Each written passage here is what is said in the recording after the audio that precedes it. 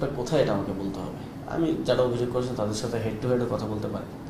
আমি আমার সব পেপারস নিয়ে প্রয়োজনীয় ওনাদের ডকুমেন্টস নিয়ে আমি হেড টু হেড কথা বলতে পারি। I can challenge.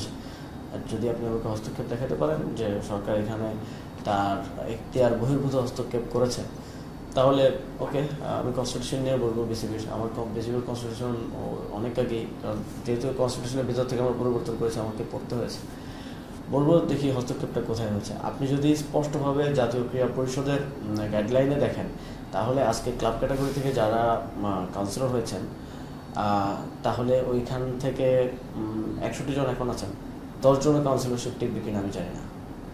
কারণ হচ্ছে সেখানে স্পষ্টভাবে লেখা আছে যে আপনার যে ক্লাব থেকে আপনি কাউন্সিলর হচ্ছেন, বর্তমান রানিং ক্রীড়াবর্ষ থেকে পূর্ববর্তী ক্রীড়াবর্ষ, অর্থাৎ 2টা ক্রীড়াবর্ষ আপনার ওই ক্লাবের সাংগঠনিক কাঠামোর মধ্যে থাকতে হবে। তামিম ভাই যে ক্লাব থেকে কাউন্সিলর হয়েছেন, তিনি কি সেই ক্লাবের সাংগঠনিক কাঠামোতে আছেন? 61 জনের প্রয়োজন আছে।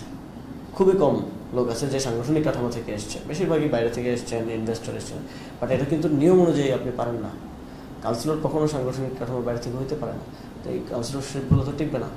আমাদেরকে করতে হচ্ছে, কারণ হচ্ছে আমরা একটা বিশেষ পরিস্থিতিতে যাচ্ছি। এই জিনিসগুলো আমরা ঠিক করে নিব সামনের দিকে, বাট এবার ইলেকশনটা আমাদেরকে টাইমলি করতে হবে।